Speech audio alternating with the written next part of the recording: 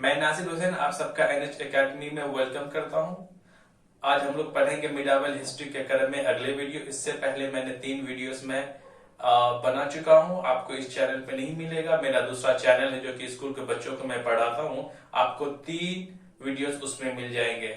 उसमें जो last videos मैंने पढ़ाया था वो था महमूद गजनवी के बारे में। आज हम लोग पढ़ेंगे कि गौरी के बारे में, मोहम्मद गौरी के बारे में। मोहम्मद गौरी जो था गौड़ प्रदेश, जिसे गौड़ रीजन, वो था सेंट्रल अफगानिस्तान के क्षेत्र में। जैसे ही महमूद गजनवी का डेथ होता है, उनका साम्राज्य उतना ज्यादा शक्तिशाली नहीं रह हो पाता, वो कमजोर हो जाता है। उनके जितने भी राज करने वाले रूलर्स रहते हैं गजनी एम्पायर के, वो उतना ज्यादा शक्तिशाली नहीं रहने के कारण उसी में से गजनवी में ही सेंट्रल, ये हमारा मुल्क हिंदुस्तान है। मैंने थोड़ा सा उतना हमारा है नहीं फिगर अच्छा, मैंने बनाया है। तो ये रहा हमारा मुल्क हिंदुस्तान। उसी से आज के डेट में एक जगह है जिसे हम बोलते हैं मुल्तान, आज के डेट में पाकिस्तान में है। उसी से पश्चिम में एक मुल्क है जिसका नाम है अफगानिस्तान। इसी अफगानिस्तान के क्षेत्र में, सेंट्रल अफगानिस्तान में एक छोटा सा साम्राज्य उभर कर आता है जिसका नाम हम लोग कहते हैं गौरी एम्पायर या फिर गौड़ रीजन। एक जगह का नाम है सेंट्रल अफगानिस्तान में। उसी में से एक छोटा सा साम्राज्य उभर करके आता है। जब ये उभरता है, शुरुआत में ये इतना ज्यादा शक्तिशाली नहीं रहता है क्योंकि वो गजनी एम्पायर का उस वक्त दौर चलता है। जैसे ही महमूद गजनवी मर जाता है तो उसके बाद जरा सा आप इसको यहाँ रहने दे, जरा यहाँ थोड़ा सा मैंने समझाने की कोशिश किया है, क्योंकि गौरी एम्पायर का उतना हम लोग बैकग्राउंड को नहीं पढ़ेंगे क्योंकि उससे क्वेश्चंस ना के बराबर पूछा जाता है। जहां से हमारा शुरुआत जो होता है मोहम्मद गौरी से, मैं वहां से शुरू करता हूं। एक था गौरी एम्पायर का एक शासक जिसका नाम था अलाउद्दीन जहान सोज। यही अलाउद्दीन जहान सोज का एक बेटा था जिसका नाम था सैफुद्दीन गौरी। जैसे ही ये मरता है, अलाउद्दीन जहान सोज मरने से पहले अपने 2 भतीजों को वो कैद करके रखता है। जैसे ही ये मरता है तो उसके बदले में उसका बेटा बन जाता है अलाउद्दीन जहान सोज का बेटा सैफुद्दीन गौरी। ये गौरी क्या करता है, अपने 2 कजन्स को, अपने 2 चचेरे भाई को आजाद कर देता है जो कि अलाउद्दीन जहान सोज ने कैद करके रखा था। ये राजा बन जाता है, इन दोनों भाई को छोड़ देता है। एक का नाम रहता है गयासुद्दीन, एक का नाम रहता है मोहम्मद गौरी, जिसके बारे में हम लोग आज पढ़ेंगे। जैसे इनको आजाद कर देता है उसी वक्त ये रहा गौरी एम्पायर। एक एग्जांपल लेता हूं कि एक गौरी एम्पायर है, एक तरफ से है साजिलुक एम्पायर, दूसरी तरफ से गजनी एम्पायर जो कि कमजोर पड़ चुका है। तो इस वक्त उतना ज्यादा उभर नहीं पाता, लेकिन उभरने की बिल्कुल पूरी कोशिश करता है। तो साजिलुक, इन तीनों में से साजिलुक क्या था, एक शक्तिशाली साम्राज्य उस वक्त का था। उसने क्या करता है, साजिलुकों ने हमला कर देता है गजनवी पर कब्जा पा लेता है, और साथ में यही साजिलुक जो है वो हमला कर देता है गौड़ एम्पायर पे ही, क्योंकि गौड़ एम्पायर का सेंट्रल अफगानिस्तान के गजनी के आसपास में ही था। कुछ दिन के बाद क्या करता है, साजिलुक जो है एम्पायर को आजाद कर देता है।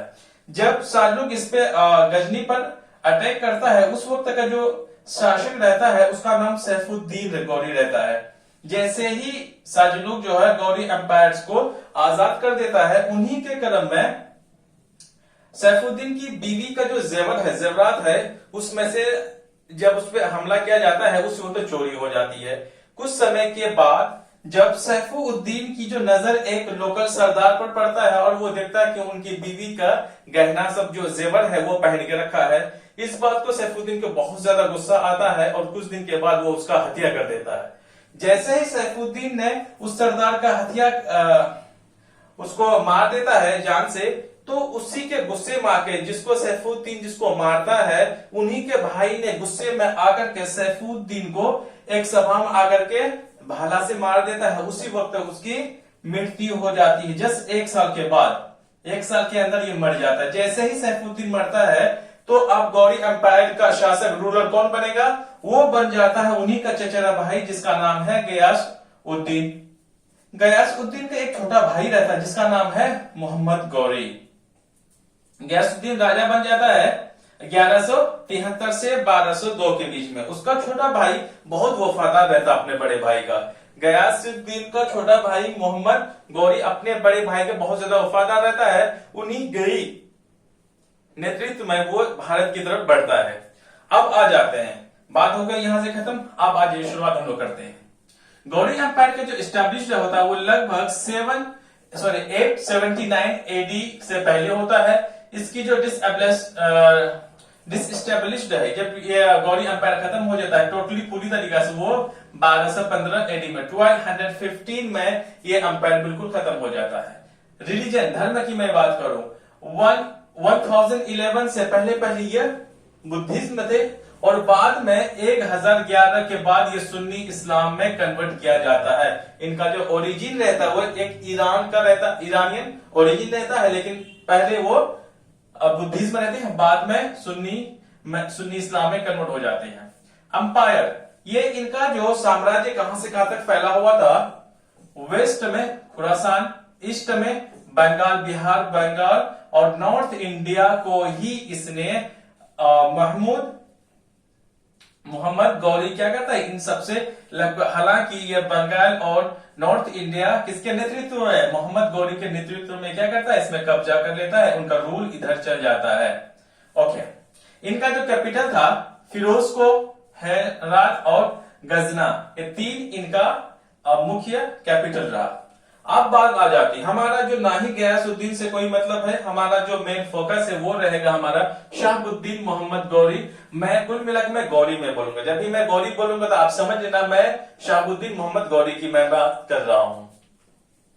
मोहम्मद गौरी का जन्म है 1149 गौर प्रदेश, जिसे सेंट्रल अफगानिस्तान में है।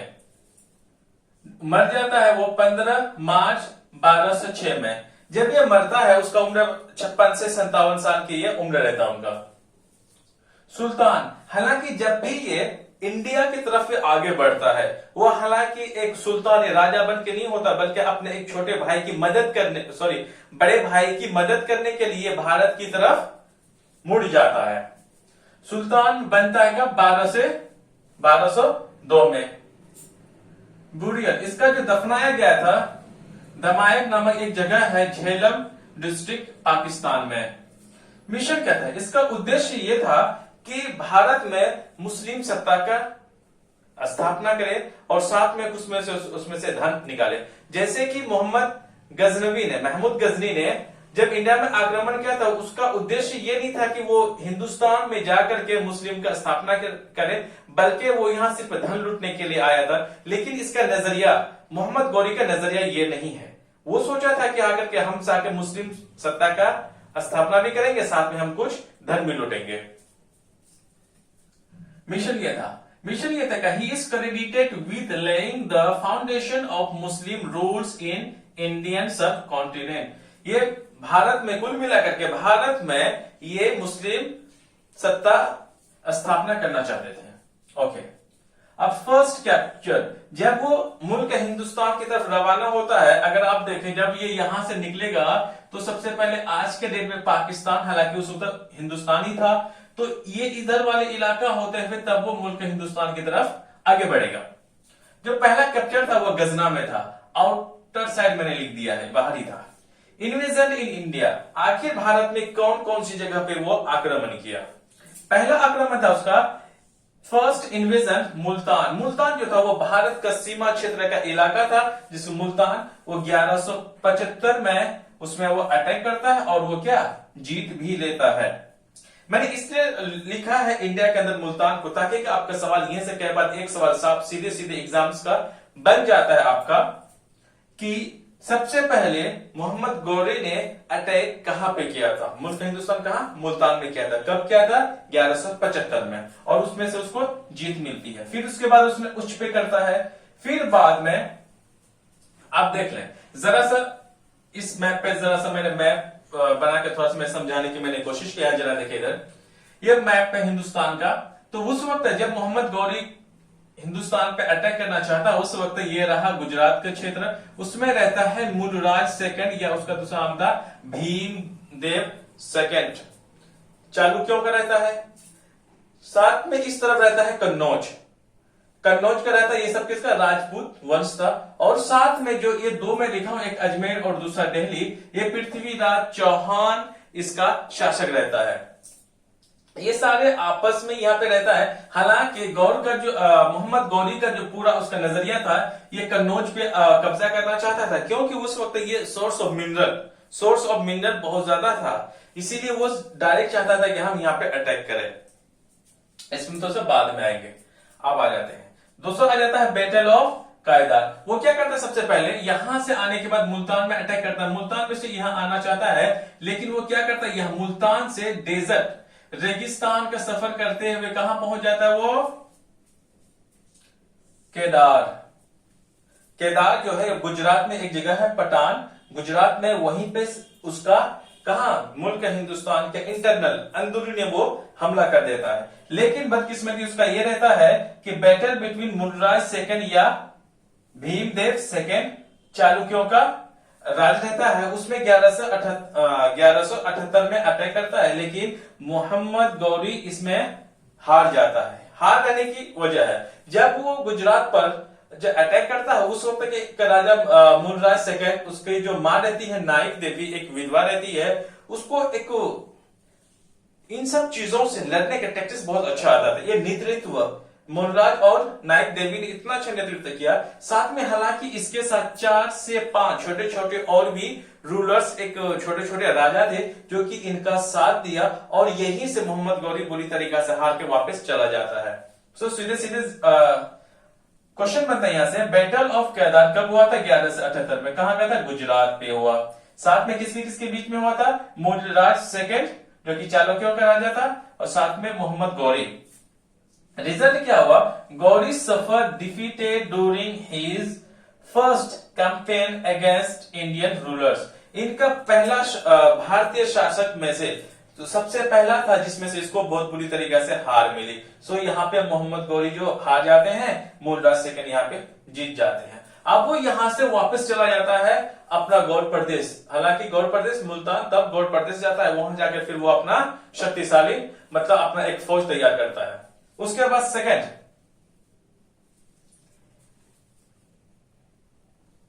बैटल ऑफ तराइन, उसके बाद हम लोग पढ़ेंगे बैटल ऑफ तराइन। जरा सा कि क्या देखते हैं, जैसे कि अगर मैं कहूं ये रहा चालुक्यों का, ये रहा कन्नौज में जयचंद, और साथ में ये रहा पृथ्वीराज चौहान या पृथ्वीराज तृतीय थर्ड, तो क्या रहता है, इनका जो आपस में बनता नहीं है, क्योंकि पृथ्वीराज चौहान का इसके साथ भी, चालुक्य के साथ भी अच्छा उनका संबंध नहीं था, ना ही तो उनका जयचंद कन्नौज के जो राजा था उनके साथ इनका संबंध अच्छा नहीं था। इसलिए क्या ऐसा माना जाता है, पृथ्वीराज चौहान एक बार जो जयचंद की बेटी को वो स्वयंवर से उठा कर लेकर के चले जाने की वजह से ये बहुत ज्यादा गुस्सा थे, नाराज थे। इसी वजह से ही इनका ना ही इनके साथ रिश्ते अच्छे थे, ना ही इनके थे। इनका आपस में कहीं ना कहीं एक इंटरनली बनता नहीं था। हालांकि ये कहता था कि ये सब हमारे साथी में ही, लेकिन नहीं है। यही इनका पृथ्वीराज चौहान का एक गलत फहमी रहता है कि second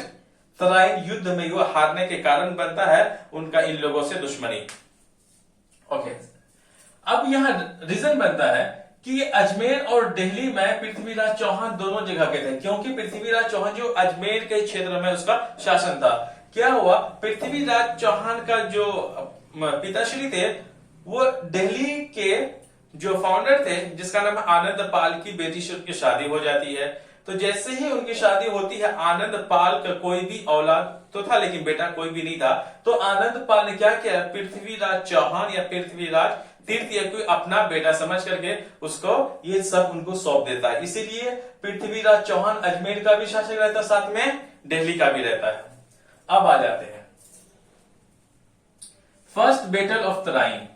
first battle of Tarain क्या था, 1191 में होता है। बात क्या होता है, जैसे ही एक वक्त था 1186 में, 1186 में जैसे ही मोहम्मद गौरी आकर के लाहौर पे, लाहौर है, लाहौर में क्या करता है, एक खुसरू मलिक नामक था जो कि गजनी का लास्ट रूलर था, उसको लाहौर से खत्म कर देता है। जैसे इसको यहां से खत्म कर देता है तो ये 1190 का एक ऐसा वक्त रहता है जब पूरे पंजाब में गौरी का अंडर कंट्रोल रहता है। गौरी बिल्कुल पंजाब में अपना पूरा जो शासक है बिल्कुल इकट्ठा एक कंट्रोल कर लेता है। तो इस बात का जो पता चल जाता है पृथ्वीराज को, पृथ्वीराज ये चाहता, उसकी नजर पहले से ही था, साथ में उसका कन्नौज में भी था, बनारस में कुछ पार्ट था, और साथ में वो चाहता था कि हम अपना राज्य जो पंजाब क्षेत्र तक करें।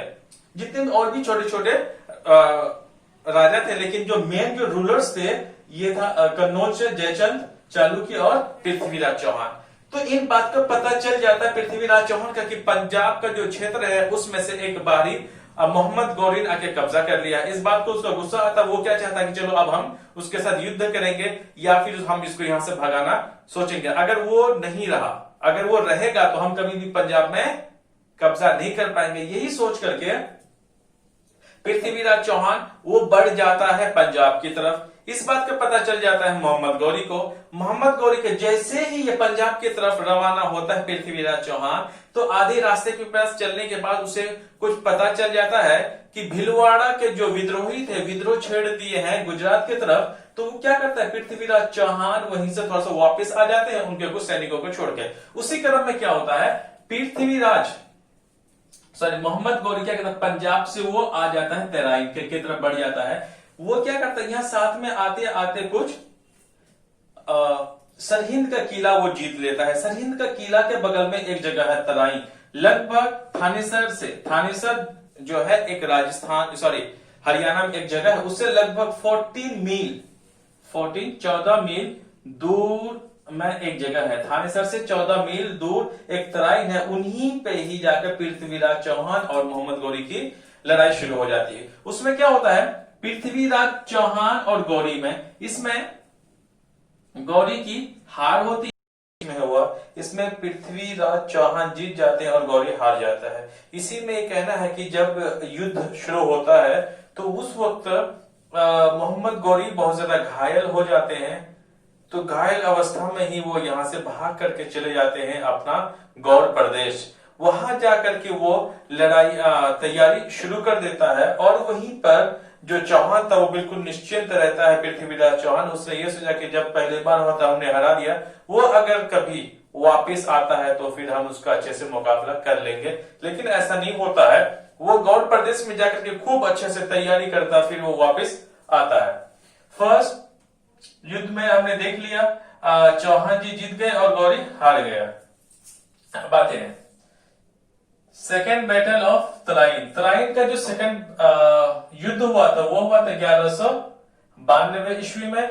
बैटल बिटवीन गौरी और पृथ्वीराज चौहान के बीच में हुआ था, और इसमें गौरी की जीत होती है और पृथ्वीराज डिफीटेड, ये हार जाते हैं।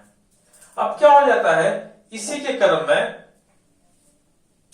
इसके बाद जैसे ये हार जाता है तो हारने के बाद इसमें एक चीज बिल्कुल साफ साफ क्लियर हो जाए। जैसे ये हार जाते हैं, after this battle the foundation of Muslim rules in Indian सब कॉन्टिनेंट।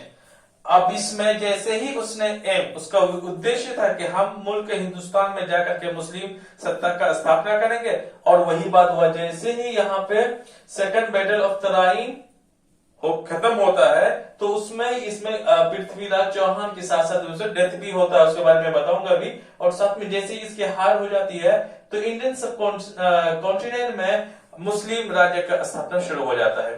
इसके बारे में कहा जाता है डेथ ऑफ पृथ्वीराज तृतीय, या पृथ्वीराज चौहान का तृतीय। दो लोगों का जो मोस्ट मेडिवल सोर्सेस हैं, ज्यादातर मध्य काल के जो सोर्स थे उनका ये कहना है, इसे काल्पनिक कई चीजें हैं। पृथ्वीराज चौहान की मृत्यु के बारे में कई चीजें हैं। कुछ जो मेडिवल हिस्ट्री में कुछ लोगों का कहना यह है, जैसे ही वो हार जाता है पृथ्वीराज चौहान, मोहम्मद गौरी उसे अजमेर लेकर के आता है। अजमेर में ला करके उसे फिर एक छोटा सा उसे राज्य दिया जाता है कि आप उसे वहां से कंटिन्यू करे। लेकिन यहाँ पे कुछ का कहना है कि वो वहां पर अजमेर में लेकर के आता है, फिर वो कुछ नीति को अपनाता है कि जो कि मोहम्मद गौरी के खिलाफ हो, और वहीं पे है अजमेर में ही उसे मार दिया जाता है। लेकिन दूसरा है पृथ्वीरासो, इसका जो रचना करने वाला था चंद्र बरदाई। इसका कहना यह है कि मोहम्मद गौरी ने जब पृथ्वीराज चौहान का हरा दिया तो वो उसे अपना साथ में लेकर के चला गया गौड़ प्रदेश लेके जाने के बाद उसे अंधा कर देता है। और पृथ्वीराज जो चंद्र बरदाई है ये कहते हैं कि ये चला जाता है गौड़ प्रदेश, चला जाता है चंद्रबरदाई, और वहां पर जाकर के पृथ्वीराज अंधा हो जाते हैं। और एक जगह के एक सभा हो रहा होता है और वहां पे पृथ्वीराज चौहान अंधे ही रहते हैं, लेकिन वो मोहम्मद गौरी की आवाज की दिशा में एक तीर चलाता है और वो तीर जाकर के लग जाता है, मोहम्मद गौरी की मौत हो जाती है। और साथ में उसी में ये भी कहा गया है पृथ्वीराजों में कि पृथ्वीराज और चंद्रबरदाई दोनों आपस में लड़ करके दोनों मर जाते हैं। लेकिन ये बिल्कुल जो बात है पृथ्वीराजों में जो मैंने भी बोला, चंद्रबरदाई जैसे बोला, वो क्या फिक्शनल नैरेटिव है, एक काल्पनिक है, ये सच्चाई नहीं है। क्योंकि अगर ऐसा होता तो उसके बाद फिर 1194 में युद्ध वो कैसे लड़ता, उसके बाद लगभग कई साल तक ही वो जिंदा रहे। तो पृथ्वीराजों की बात को एक नैरेटिव, फिक्शनल नैरेटिव कहा गया है। अब आ जाते हैं battle of Chandawar. Battle of Chandawar जो है वो कन्नौज में कैसा था, गढ़वाल डायनेस्टी था, उसमें से राजा जयचंद और मोहम्मद गौरी के बीच में युद्ध होता है। उसमें अब क्या हुआ ना कि यहाँ पे जैसे ही पृथ्वीराज चौहान से लड़ाई हुई थी, उसका ज्यादातर राजपूत जो थे इंडिया के, वो उनका साथ नहीं दिया। उसी तरह से जब बात आई मोहम्मद गौरी को हराना, जयचंद को आसान हो गया, क्योंकि अब इस पे कोई ज्यादा स्ट्रॉन्ग शक्तिशाली राजा नहीं था। इसीलिए अब मोहम्मद गौरी को जयचंद को हराना भी बहुत आसान हो गया और हरा भी दिया। वो जो लड़ाई शुरू हुई वो हुआ चंदावर में। गौरी यहाँ पे जीत जाते हैं, जयचंद वहां पे हार जाते हैं। जैसे ही वो हारते हैं तो उसी क्रम में after victory of Kannauj, Kannauj पे जैसे ही अपना सत्ता पा लेता है मोहम्मद गौरी, तो उसी वक्त Mohammad Ghori was first Muslim ruler issued coin goddess Lakshmi. जो गॉडेस लक्ष्मी थी, लक्ष्मी देवी का उसने एक क्वाइन बनाया। एक क्वाइन में लक्ष्मी देवी का उसका आकृति बनाया, डिपिक्टेड किया, उसमें आकृति बनाई, और दूसरी तरफ जो क्वाइन का उसमें कलमा अरबिक में लिखवा दिया। इसमें साफ साफ एक सवाल यहाँ पे ये बनता है कि बैटल ऑफ चंदावर कब हुआ,